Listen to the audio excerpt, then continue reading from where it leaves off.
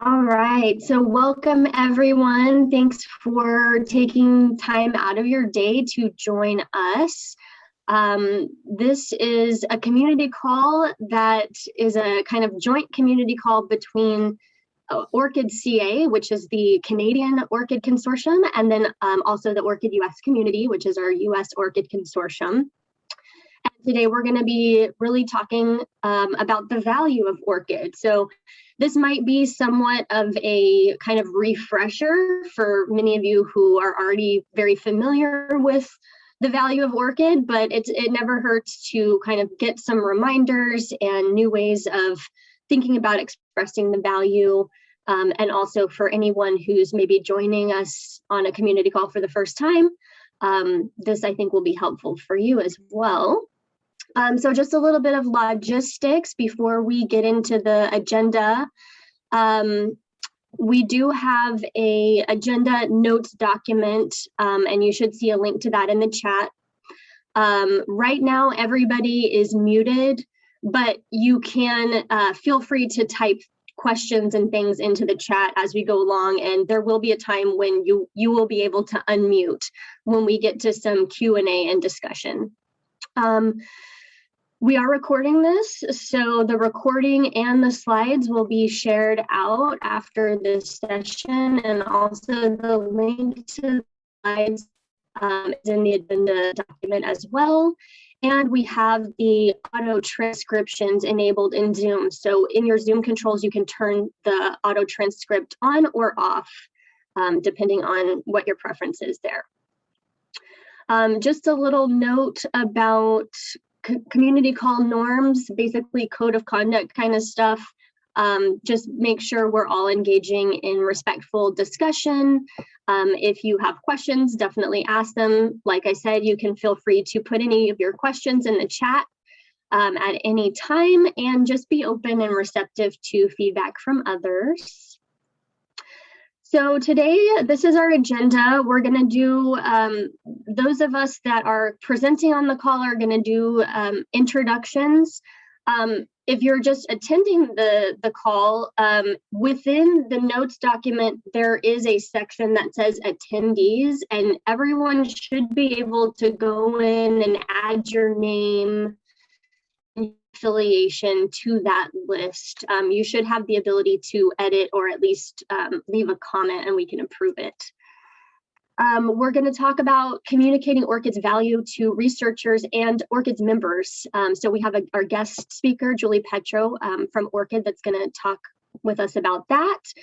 And then we'll spend a little bit of time just going over the new ORCID Member Portal, which includes the Affiliation Manager and reporting dashboard.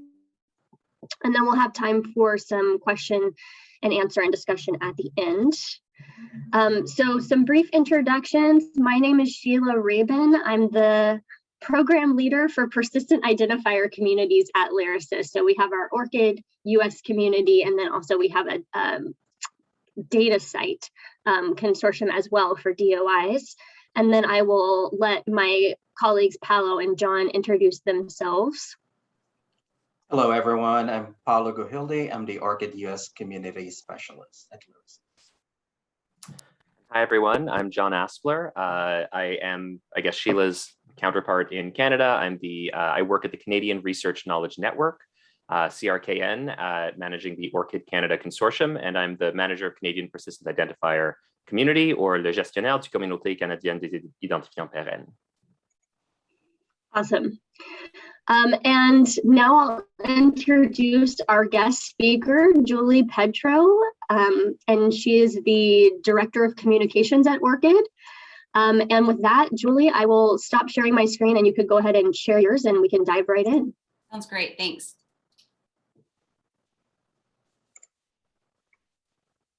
All right, can everybody see me now? See the screen? Yep, looks good. Awesome, okay.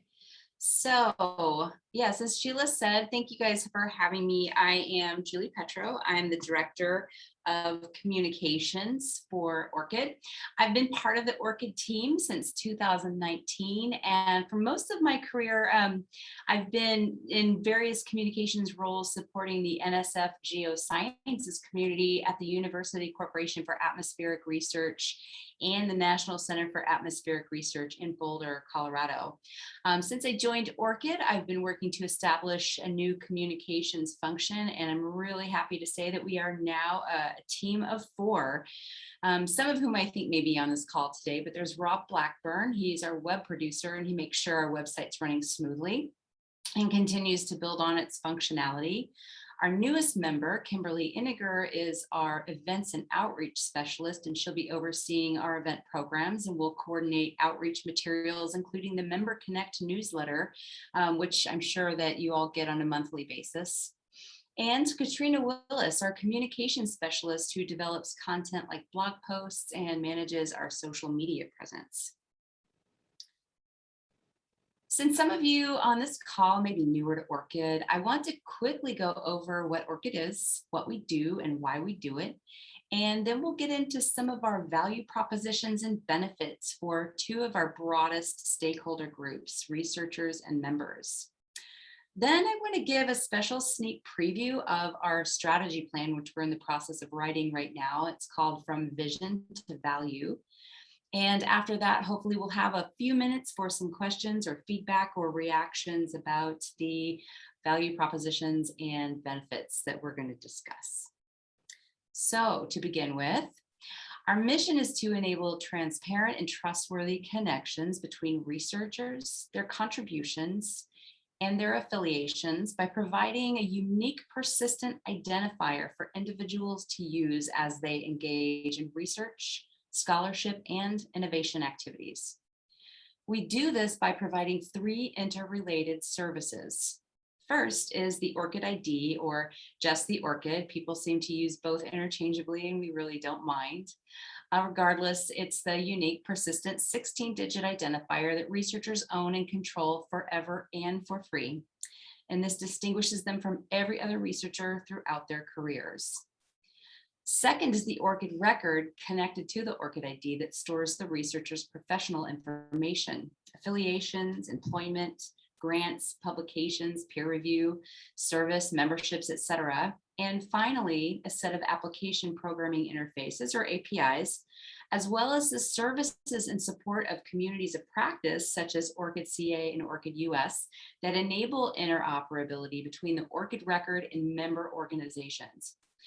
Now, it's through these APIs or integrations that researchers can choose to allow connections of their ORCID record with their affiliations and contributions.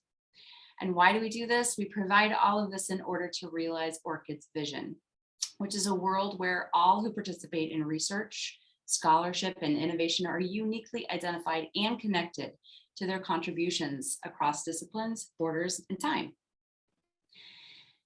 And if you think about how much ORCID has grown since we've launched the registry in 2012, both in terms of individual researchers who registered for an ORCID ID and member organizations who are building integrations to interact with those records, it's really clear how much our vision has resonated.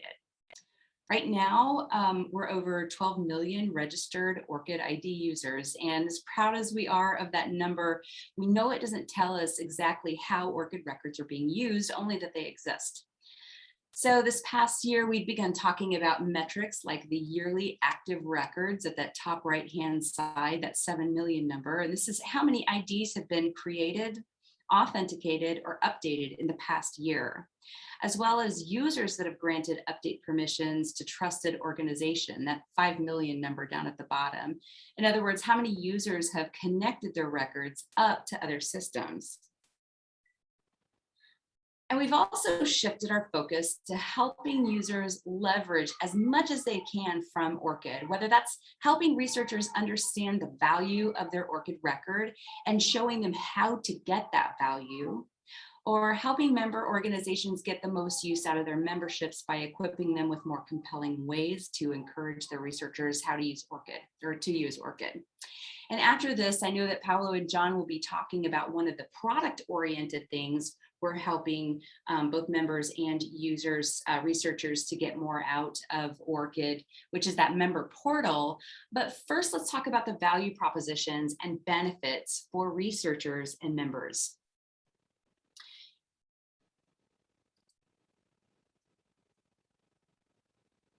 All right. When we talk about a value proposition, what we're referring to is the value that ORCID promises to deliver to users, should they choose to invest time in us, or whether we realize that all of our community invests in us. Now, whether that's researchers investing their time to maintain the record, or whether the organization's investing in us via membership fees or the resources needed to build integrations. And value propositions are written mostly as a single memorable phrase, and they're different slightly from benefits in that they're written from the perspective of the user. In other words, value propositions address user needs. Another way you can think about the difference between value propositions and benefits is that value propositions cover the what and why, while benefits dive deeper into the how. But benefits work to support the value proposition, and together they create a compelling case for engagement.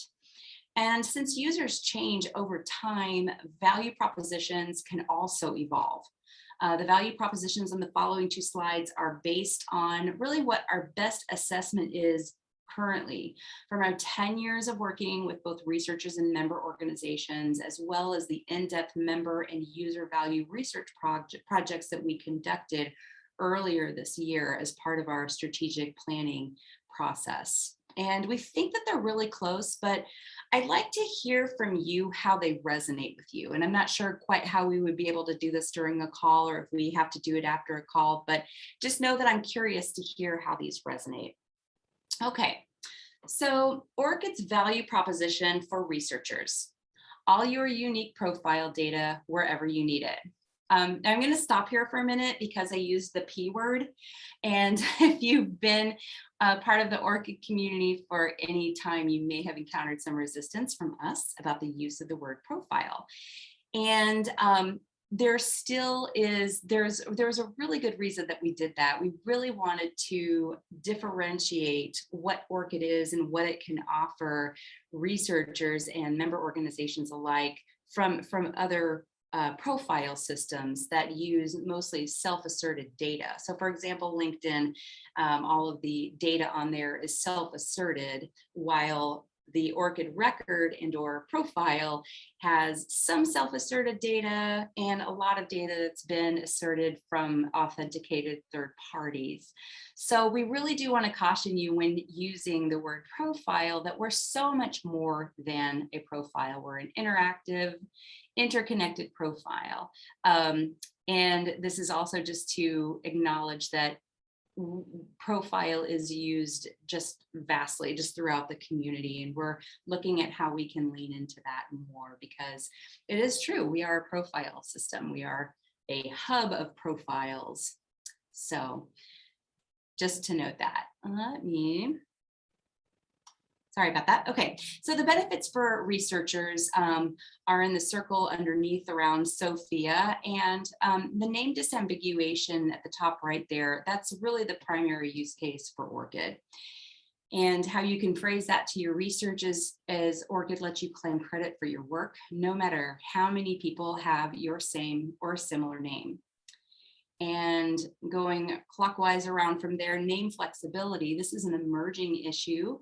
Not only do we support life changes from marriage or from transgendered researchers, we are looking into ways to best support those with working groups from organizations like NISO. We are involved with talks with NISO to help ensure that any standards that emerge will have a robust technical underpinning there. But the bottom line is that to researchers, you're no longer limited to the name you use when you began your career. And then of course, more time for research. Researchers can save time when filling out forms, whether manuscript submissions or grant applications. That's another really big benefit to researchers.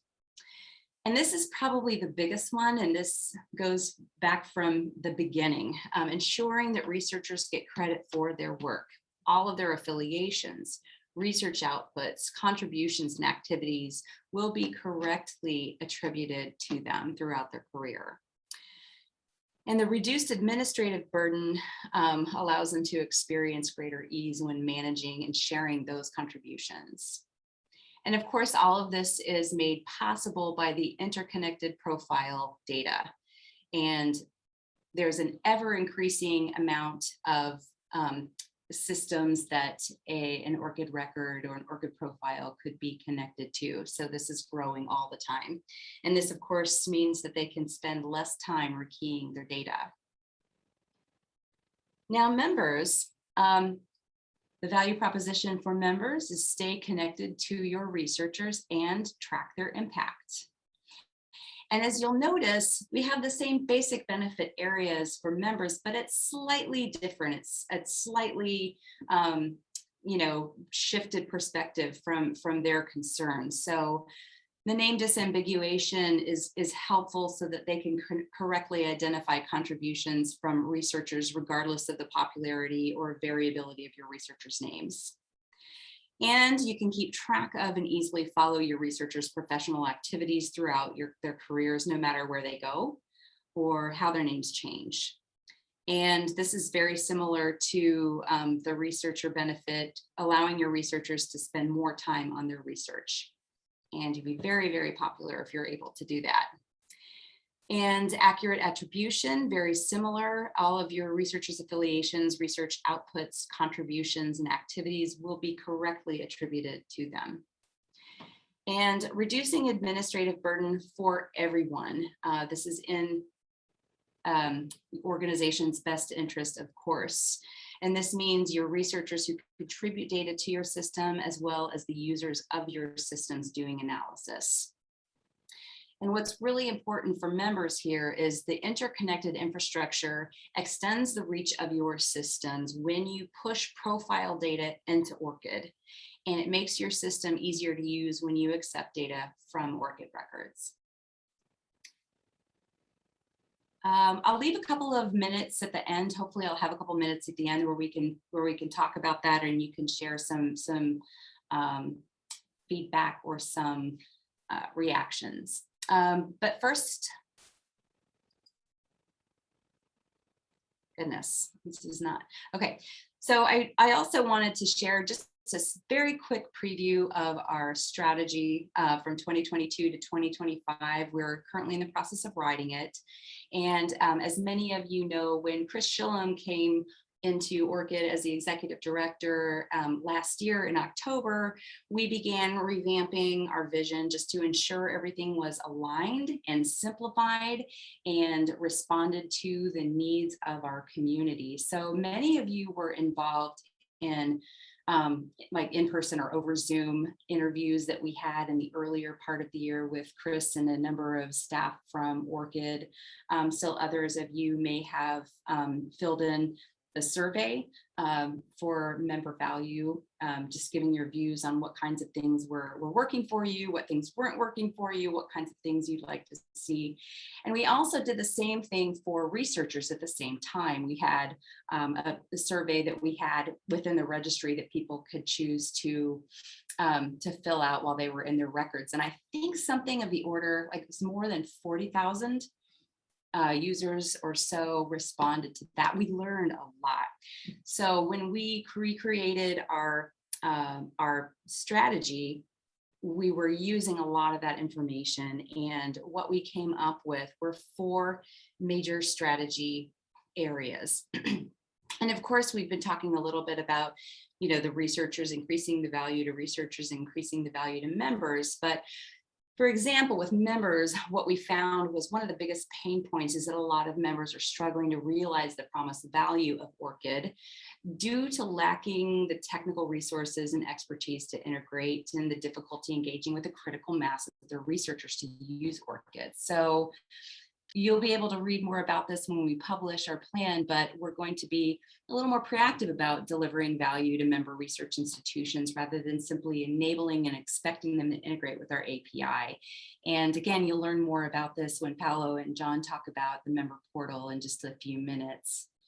We're also going to be equipping our members with more compelling ways to encourage their researchers to use ORCID, like we've been talking about.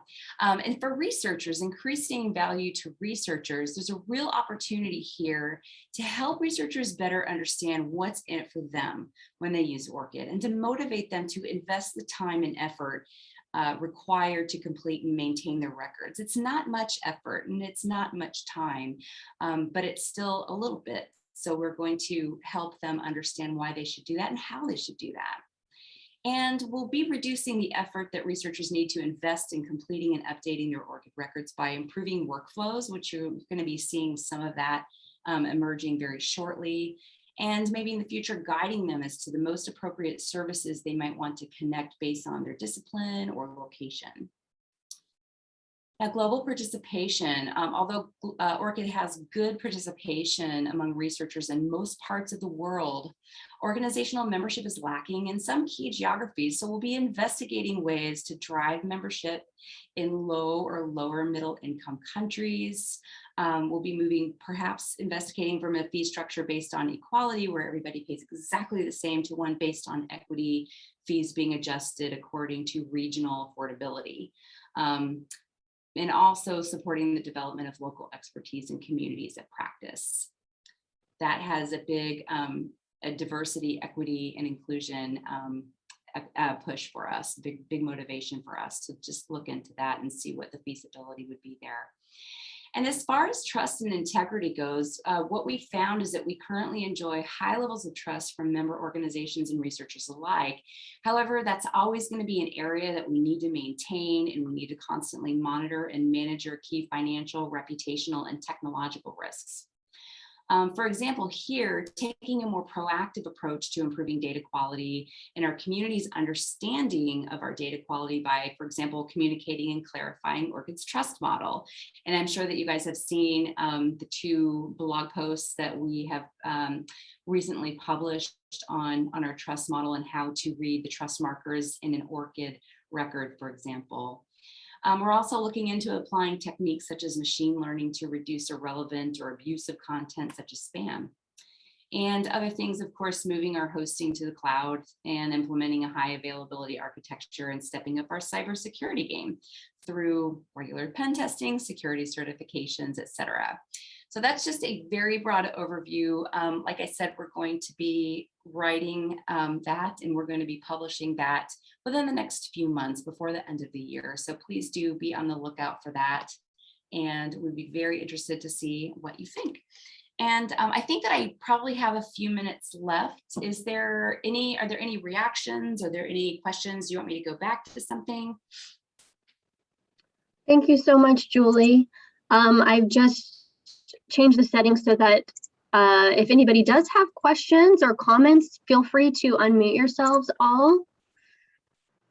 Or you can also feel free to type into the chats any questions or comments for Julie.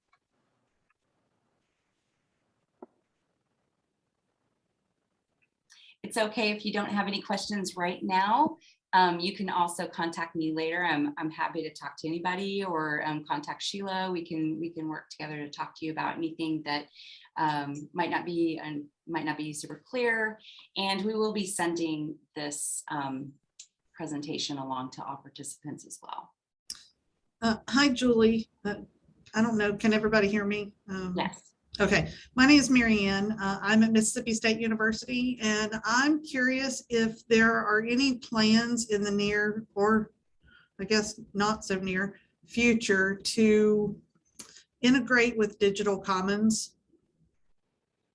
Yeah, that's a really good question. I'm afraid it's kind of outside of my area of expertise. I can circle back around and see what that is. I'm not entirely sure how to answer that, Mary Ann. Okay. I can speak to that a little bit. So yeah, Digital Commons, bPress, that is one of the vendor systems that we have been advocating to for a long time to integrate with ORCID. And basically, with all of the different vendor systems that are out there, ORCID provides the API as a critical piece of infrastructure for allowing connections to be made between ORCID records and other systems. but it really is up to each vendor to integrate with the ORCID API. ORCID can kind of only do so much in terms of advocating to those systems to integrate. And BPress Digital Commons is one of the ones that, you know, we've all been trying to get them for many years to look at the ORCID API and integrate it into their system. I did hear recently that they launched an alpha ORCID integration where I believe they are pulling information from ORCID records into Digital Commons. I haven't seen that integration in action. I'm sure there are probably people on this call who maybe have seen that. But really, in the situation where you're using a vendor system and you want it to be able to integrate with ORCID, the best thing you can do as a customer of that system is to contact the vendor and say, hey, you know, we're using your system, we're a customer, we're also a member of ORCID. Can you please integrate the ORCID API? Because really the vendor has to take that step. And we do have some email templates for doing that kind of outreach to vendors. And so I'll see if I can find the link to the one for BPress Digital Commons and paste that into the chat. So you can just copy that template, fill in your name, send it off to the vendor, because the more they hear from their customers asking for ORCID integration, the more likely they will take action and make that available. Okay, thanks, Sheila. I actually have sent that request into BPress already. I just didn't know if maybe there was an update or anything from the ORCID side, but thank you. I appreciate the answer. Okay, great. Thanks. Thanks, Marianne. Thanks, Marianne. Any other questions? We do have just a few more minutes for any questions or comments for Julie before we move on to the member portal.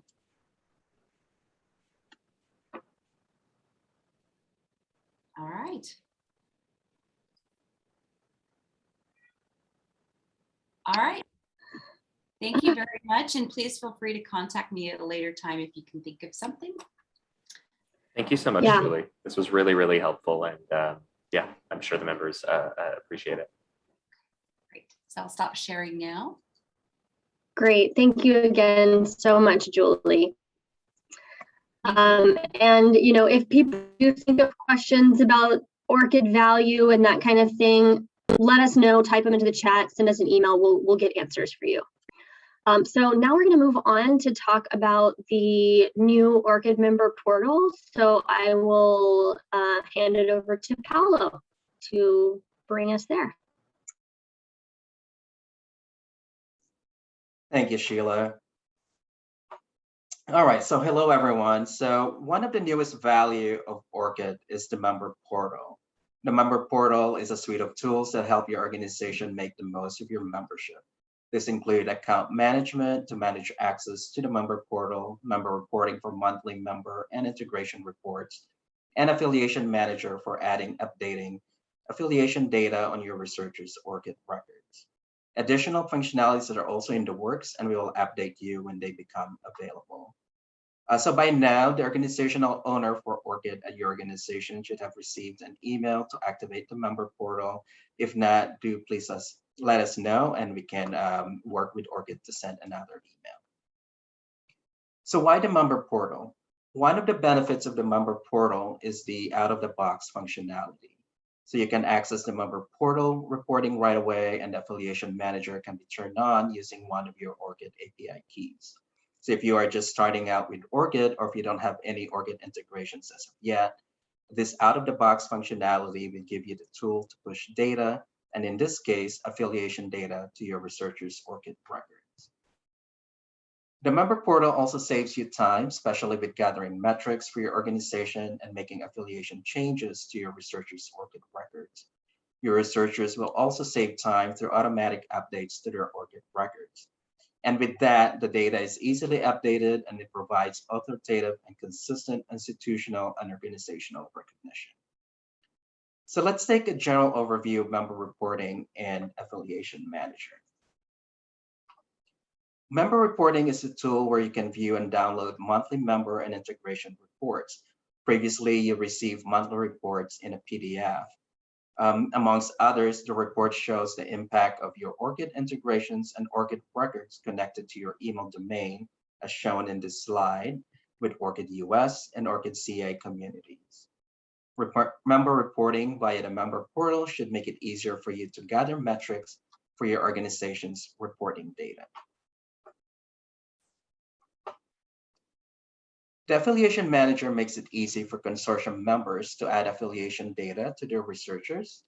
In general, the Affiliation Manager is a simple process in which affiliation data is either manually or uploaded as a batch to the Affiliation Manager tool. Then your researchers are asked for permission to update their record. When a permission is granted, the data is pushed to your researcher's ORCID record and is then updated. Your researchers will only grant permission once, and any succeeding changes you make to their affiliations will be updated automatically. In doing this, your organization becomes the source of the affiliation data. So it provides authoritative affiliation for your researchers to be a part of and provides consistency to the name of your institution or organization. As you know, sometimes affiliation data are entered differently, so you could have varieties of organizational names in the affiliation. The Affiliation Manager will help you make your organization a consistent and authoritative source in your researcher's affiliation. Now I think I'm going to hand it over to John to show us more about the member portal and especially the Affiliation Manager.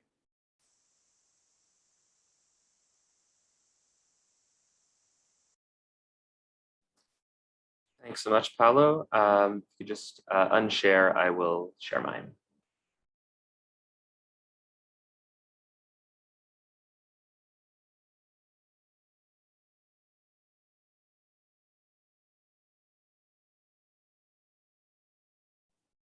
All right, so thank you so much, Paulo, for really the sort of strategic overview and setup of what the ORCID member portal is and why it matters.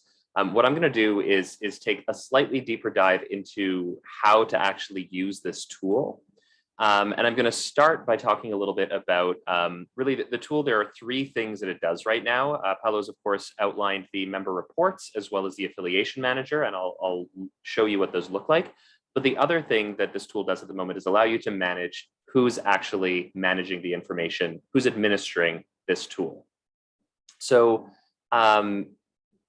maybe mid-July, July 17th or 18th, anyone who was listed in ORCID's contact registry as the main relationship contact at your member institution should have received an email inviting you to activate and create an account for the ORCID member portal associated with your institutional membership. That email, if you were to go back through your email, find it and click on that, even though it says you only have 24 hours, you'll receive another email now, and you can activate it if you haven't already. If you don't know who the main contact is at your institution, if they've moved on, they've gone on sabbatical or something, and you'd like to set it up, please contact your consortium lead. So whether that's myself or Sheila and Paulo, we'll be able to help you get set up on the member portal. So once the main relationship contact has set this up, depending on your situation, it's possible that you might want someone who's more, your technical contact or some sort of a local administrator in the research office or the library or something to actually manage these tools for you. So if you're the person who set up the account, you are set up as the organization owner, but you can add and delete other administrators in the top right here at this tab called Administration, just by clicking on Manage Users. So you can see here that I am the organization owner for the Canadian Research Knowledge Network member portal. I'm not just an admin, I'm the organization owner, and it's very easy to use. I can edit the information, I can add a user, and it requires 3 very specific pieces of information. And if you want to transfer the organization ownership over to someone else, and I believe there can only be one, all you have to do is click on this bubble and it will move to another person. So that'll help you over time as you move on or whatever else is happening to manage who can do this. The only difference between an administrator and an organization owner is that the organization owner can manage all of the users. So adding, deleting, editing, that's only the organization owner. Otherwise, everyone can use the member tools, which are the next things I'm going to talk about. So, and I should add, over here, there are 3 extremely helpful and detailed FAQs and resource guides outlining these 3 different functions and tools. So the account management link, I think someone will throw that into the chat. That'll give you a very, very detailed account of how to actually manage the use of the member portal for your institution. And then same thing for both the member report and the affiliation manager. You're going to see extremely helpful and detailed guides at those links as well. So both the member reporting and the affiliation manager tool can be found under the member tools tab. And let me just hit refresh for a moment. So as a consortium lead and as someone who has already activated the affiliation manager, I have a few more options than you're going to have out of the box. When you first set up the member portal, you're not going to have automatic access to the affiliation manager, and you're not going to see something called consortium report. That's something that only I can see or only Sheila and Paolo can see on their side. That just gives sort of the overall consortium statistics. But what you will see are the member report and the integration report. And so as Paolo mentioned previously, you were receiving a monthly newsletter. You'll still receive the newsletter, but in that newsletter, you would receive access to your monthly report. So you probably had a Google Drive folder that looked like this, and you would probably get a report that would provide some basic information in a Google Sheet format. So now, as Paolo showed you with the images, if you were to click on member report, you're going to find a lot more, many more metrics, much more detail. CRKN itself doesn't have a huge amount going on integration-wise. We're of course managing the consortium itself in Canada, but yeah, you can start to see some live statistics, and that's what really distinguishes this new report from the previous one. More metrics, more helpful metrics, and importantly, it's live. It updates every excuse me. It updates every 30 minutes, and with that, you'll be able to see exactly what's happening. There's also an integration report. I have nothing to show you here on my end for CRKN, but again, that'll give you more detailed information about specific integrations you have set up. And I should also flag, before moving on to the affiliation manager, that the member portal right now is in beta. Excuse me. So what that means is, of course, that things are going to be changing over time. But if you have any feedback you'd like to share, if there's a metric that's missing, or if there's something that you really feel should be added to the affiliation manager or something, please let us know, or please let ORCID know. And we're happy to share that feedback with ORCID to ensure that the right people have the right information and that new features will be considered going forward. So the last thing I want to outline now is the affiliation manager, which is, of course, the new active integration tool for members, especially, like Paolo said, out of the gate, you don't have any integrations, you want to get some immediate institutional value out of the membership. The affiliation manager is one of the ways to do that. And I mentioned that when you first create your member portal account, you're not going to have access to the affiliation manager, and that's because it takes one of your 5 API credentials. As a member institution, you get 5 premium API keys. You're going to be plugging those into your custom integrations, vendor systems that have integrations, etc. So if you would like to access the affiliation manager, again, please just reach out to your consortia leads. You could also fill in one of the register for product credentials forms if you want, but it's probably easier to go through us. And you know, on your side, maybe you already have all 5 API keys that are being used, or maybe you already have a custom tool that does the same kind of function. So, you know, maybe you don't need to activate it, but if you do want to, please let us know, and it will use one of those 5 credentials. So this is what the affiliation manager looks like. You're going to see a bunch of information for CRKN staff. None of it is private. It is all the appropriate information that is actually stored in ORCID itself, so that's no problem. And for you, if you're first starting, you won't, of course, have any of this information at all. It'll be empty. But the important thing to see are these 5 buttons here at the top. And I'm going to talk a little bit about what each of those does and give you a little bit of a live demo as well. So the first 2 options, add affiliation and import affiliations from CSV, are how you're going to get information into the affiliation manager. Add affiliation is a manual 1-by-1 entry in a web interface. If I click add affiliation, you're going to see here And I will walk you through this form because it's important to know what you can add to the ORCID record. But you're going to see, this is only for you to add a single person at a time. And ideally, if you're working, with your entire institution, maybe you want to be importing in bulk. And so that's what the import affiliations from CSV option is for. You can simply upload a CSV file with all of the appropriate information, and that will then add, 50, 300, whatever affiliations directly to the manager, the member portal affiliation manager. Now, as Paolo mentioned, there is some work you need to do then once you have the information in the manager to get it into ORCID, because as Julie said, scholars control their ORCID records. So you can't just push information into their records without their permission. Scholars control that, and you're going to need to maybe do an email campaign or something to request permission to make that happen. And I'll show you what that looks like. Over here, the download permissions link, that's how you're going to get that for each scholar. And again, I'll show you that in a few minutes. The other two options here, download affiliations for edit. So, I can see all of these things in the web interface here. I can edit them one by one if I want. I can delete them manually if I want, again, one by one. But if you prefer doing that in bulk, all you have to do is click download affiliations for edit. And that's going to then allow you to open this CSV file, and it's going to have all of the information that you need. And I should say, it's probably helpful to start by downloading that file. Maybe you upload one as a test using the add user or add affiliation manual option, just so you can see at the top of the CSV file what each of the appropriate columns or what each of the important columns are called, so that you can then add the information underneath. I am going to take just a quick moment to flag that there is, if you're going to be using Excel rather than a number of different open source CSV file tools, you're probably noticing here that there are some strange characters that are appearing on the French side. So unfortunately, the way that Excel encodes these characters is not intuitive. And so if you're working, especially in the Canadian context where French accents are going to be important, but anywhere else in the States with Spanish especially, you're going to want to do a few extra steps first. So I just downloaded this file, and what I'm going to do is I'm just going to close it. It's called 2021-08-19 affiliations. Save it. And I'm going to start with a brand new Excel sheet.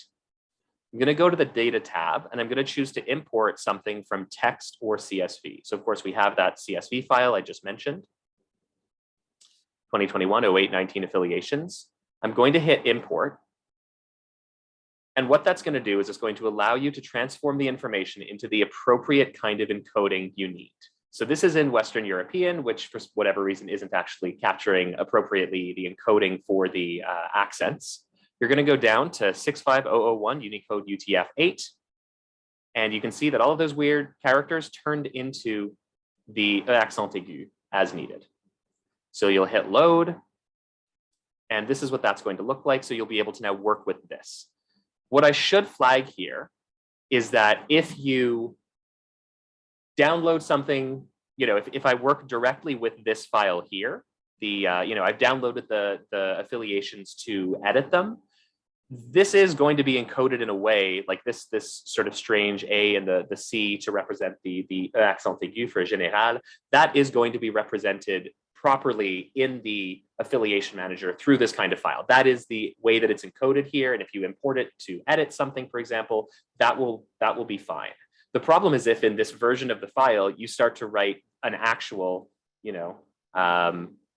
accented letter. This character is not going to be encoded properly when you import it back into the affiliation manager. It's going to appear as a weird wingding question mark. So the reason I'm going through this in detail is just that, again, if you're importing in bulk and you're working with French affiliations or Spanish affiliations or names or whatever with accents, you're going to want to know how to be able to do that. And so you can do that by simply creating this other kind of file. I'm going to have to save it now in my downloads folder. I'm going to save it. You have to change what it is because it's now trying to be an Excel workbook. You want to save it again as a CSV file. I'm going to call it, final affiliations, they've been transformed or whatever into this appropriate format.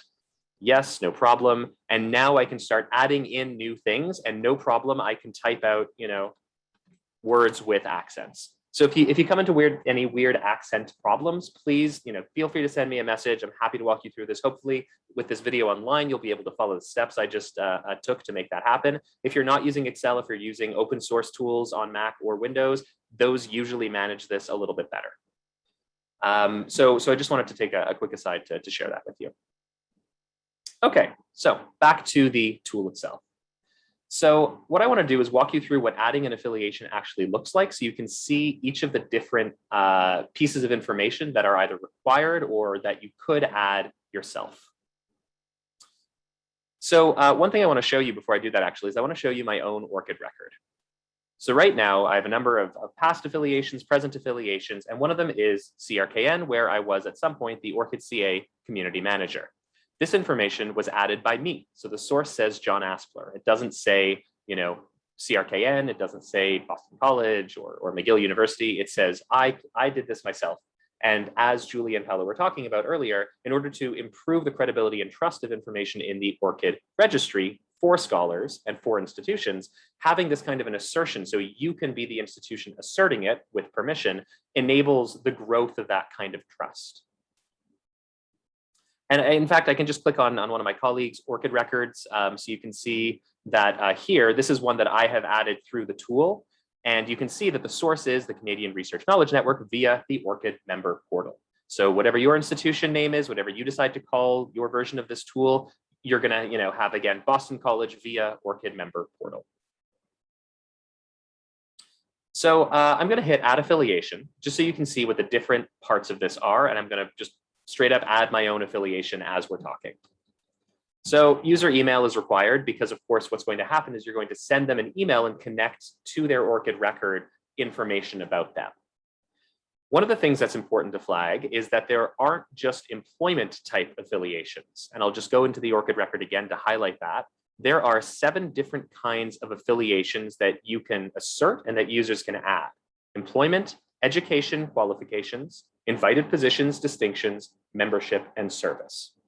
So whether it's an invited position, like you're a fellow at a secondary affiliation research network, if you're a board member or something, whatever institution is managing affiliations and can potentially assert this on your behalf or on a scholar's behalf can choose any of these options. Right now, I'm just going to choose employment because I work at CRKN, I'm an employee. And one of the things I also want to flag here is that when I go into my own employment, the way that I manually add CRKN, I can either literally manually add employment, or I can search from a drop-down menu. And I don't have any choice in how the Canadian Research Knowledge Network is framed or phrased. But if I'm asserting the affiliations, I have the opportunity to standardize and make sure that every person at this institution has the same kind of organization name. And one of the things that's important for us in Canada, at least, is making sure that it is bilingual.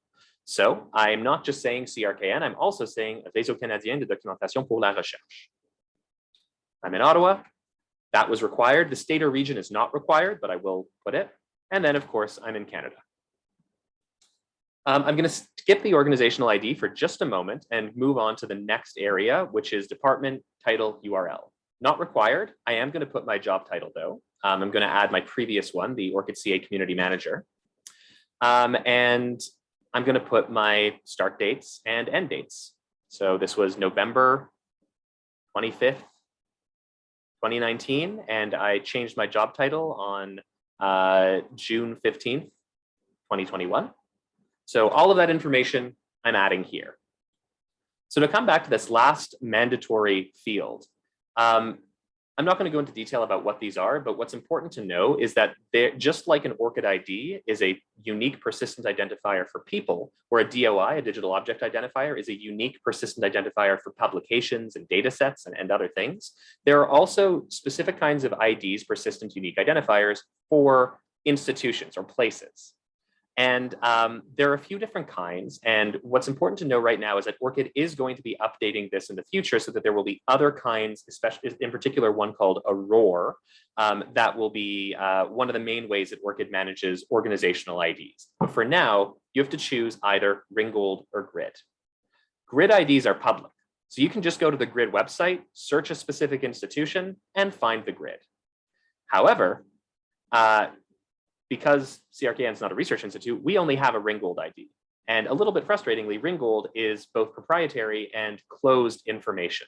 So the way that you can find that information out is actually through ORCID. So I've already added CRKN to my employment history myself. If I hit the details arrow here, there is a very helpful Ringgold ID that pops up, and that is what I'm going to add here. So that's one of the ways I recommend you find out what your Ringgold ID is, if that's the one you want to add yourself. Whoops. But one thing that's worth mentioning is that, for me, it's very easy. We only have a single Ringgold ID. But if I start typing in another institution, and I'm using the Yale University because I went there, but there are obviously lots you could choose. There are already 3 different versions of McGill. These represent the grid and the Ringgold ID. And of course, there are specific subcenters. Sometimes there are specific faculties and departments, and they each have their own unique Ringgold ID. So it's important to know which thing you are adding, because that is what is going to appear on there as the Ringgold ID on the person's ORCID record when you push that information. All right, so that's everything here. So I'm going to hit save. And what you're going to see is that there is now a new entry. There's no associated ORCID ID yet, and its status is pending. So the 5th option that I haven't mentioned here, the 4th one yet, download affiliation status report. This is a really helpful spreadsheet that tells you whether or not people have accepted your invitation to add information to their ORCID record. So if I click on that, if I download that file and open it up, it's not going to contain a huge amount of information, but the most important thing it will contain is the status. And you can see here why mine is different. The one I just added manually, I haven't accepted it as an ORCID user. Its status is pending. There's no ORCID ID or put codes. And importantly, there's no, or I guess maybe it's not in this file, there's no unique ID. Or there is one, but it's not in the spreadsheets yet. And you'll see why in just a minute. So, you can sort it manually and actually see all the different kinds of statuses. And there are more than just in ORCID and pending. There's user has revoked permission, user has deleted the item in their ORCID record, and it just lets you know what these different statuses are so you can follow up as needed. And so really the last thing I want to do is I actually want to take a moment to import an affiliation from CSV. So I'm going to take a moment here to edit this to add something wrong. So I'm going to put this as the 10th of June. So right now you can see it says the 10th of June, but I want to make sure that I have a second affiliation that I want to add, which is my new job title. And it's recommended that new titles and new positions receive a separate affiliation entry because it's not the same entry that needs to be updated. You're usually only going to be updating if you're adding something like an end date or if something has changed, like your institution's name or something like that. So I have information about a new thing as well as an old thing. And I'm going to add here in this ID column, this ID.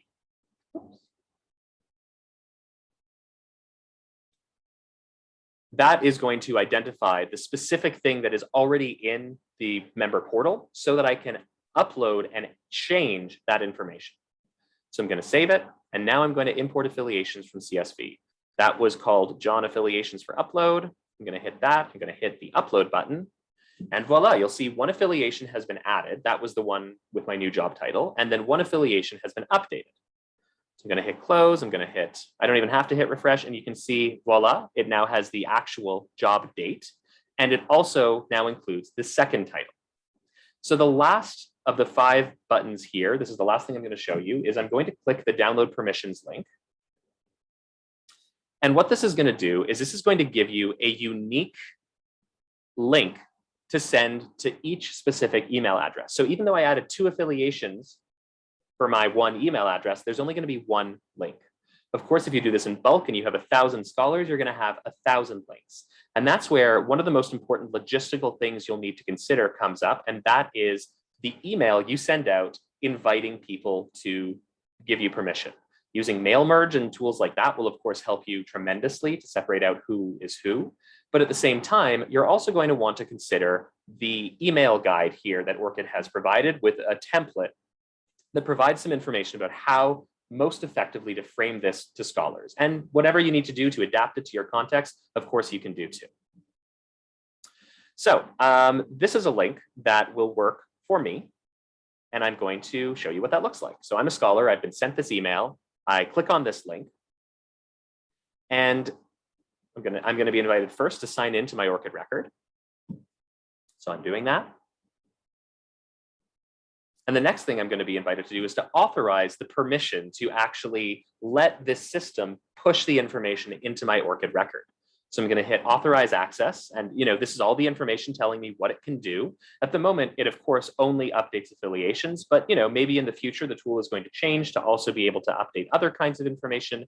And so without having to burden researchers with yet another down the line authorization request, we can just do this all at once. So I'm going to hit authorize access. It's going to take a moment to do that, and it's going to congratulate me for having done that. So now, if I go to my ORCID record, this is what I'm going to see. I'm going to see two new entries.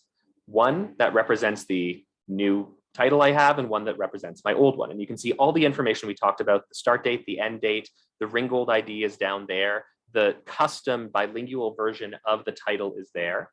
And one of the things you're going to want to ask and invite your scholars to do in the email that you send out is perhaps to delete their manual entry. Because now I have this version of CRKN coming of my job title coming from CRKN via the portal. And then I have this version from myself. I no longer need that. I can just delete it. And as a scholar, I can do whatever I want with these. I can delete them. I can revoke permission from the institution. And these are things and relationships that then you can sort of manage as needed. So that's really everything. I realize we've now essentially run out of time, but that's everything I wanted to share with you about the Affiliation Manager. If I were to refresh it, it should now say in ORCID rather than pending. Yeah, so here it is. Here's my ORCID ID, and it now says in ORCID. Everything worked. So yeah, thanks so much. Thanks, John. And we do have about 3 minutes left for anyone who might have questions or comments. If you want to stay on with us, we will be happy to open up discussion. Everybody should be able to unmute and even turn on your video if you want to. So yeah, what do y'all think? Any thoughts, questions?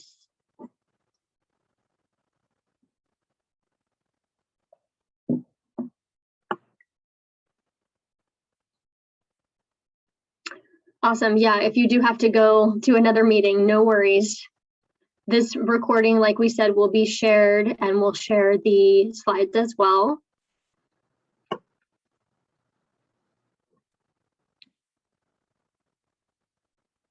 course, if you have any questions, yeah, please feel free to email us. And also, please feel free to check out those resource guides. They are extremely detailed and extremely helpful. Cool. Well, I'm going to actually stop the recording, but we'll stay on for a few more minutes just in case anybody does want to chat with us a little bit or ask any questions. One thing that I forgot to